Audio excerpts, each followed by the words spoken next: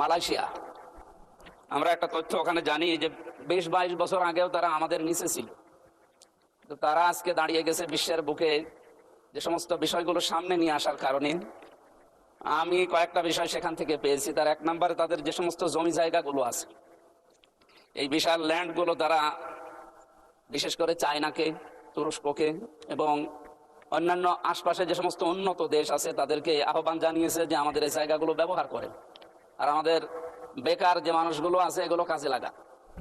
মাননীয় স্পিকার, আমরা যেহেতু সব সময় শুধু নেই নেই নেই এই ভাষায় অভ্যস্ত, এখানে যারা দায়িত্বশীল আছে বিশেষ করে মন্ত্রী পরিষদের যারা আছে তাদেরকে বলবো আমাদের স্ব আসনে এভাবে মানুষের কাছে শুধু আকাঙ্ক্ষা না জানিয়ে আমাদের নিজেদের আসনগুলোর যে জায়গাগুলো সরকারি বেসরকারি ভাবে পড়ে আছে এই জায়গাগুলোকে যদি সরকার এখন কাজে লাগাতে না পারে বাইরের দেশগুলোকে আহ্বান জানাক। আমি অলরেডি এর ভেতরে এই 2 মাসের ভেতরে অনেকগুলো কোম্পানির সাথে বাইরের যোগাযোগ করেছি। তারা বলছে আমাদেরকে ইকোনমিক জোন তৈরি করে ঘোষণা করে দেন, আমরা আসতেছি।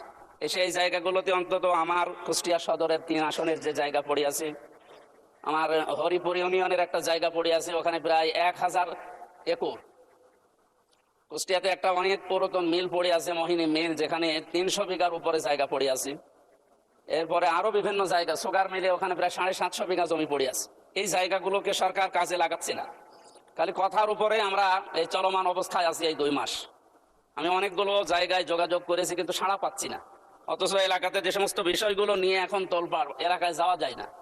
মাদকের যে সয়লাভগুলো, এরপরে বেকার সমস্যা, ছিনতাই, এরপরে আরো যে সমস্ত সমস্যাগুলো, হতাশার জীবন নিয়ে মানুষ চলছে, এগুলো থেকে মুক্ত করার জন্য প্রত্যেকটা মাননীয় জাতীয় সংসদ সদস্য যারা আছে, আমার যতটুকু বাস্তবতায় ধারণা আছে, নিজেদের এই জায়গাগুলো হয় নিজেরা ব্যবহার করবে অথবা বাইরের যে দেশগুলো যারা পারে তাদেরকে এই মালয়েশিয়ার মতো অথবা থাইল্যান্ডের মতো এদের মতো আশপাশ উন্নত দেশগুলো থেকে আমরা চায়নাকে ডাকতে পারি, তুরস্ককে ডাকতে পারি। এদের মাধ্যমে আমার এলাকায় এই যে জায়গার কথা বললাম এই জায়গাগুলো যদি ব্যবহার করা যায়, আমার মনে হয় কমপক্ষে 12-13 হাজার মানুষের কর্মসংস্থান তৈরি হবে।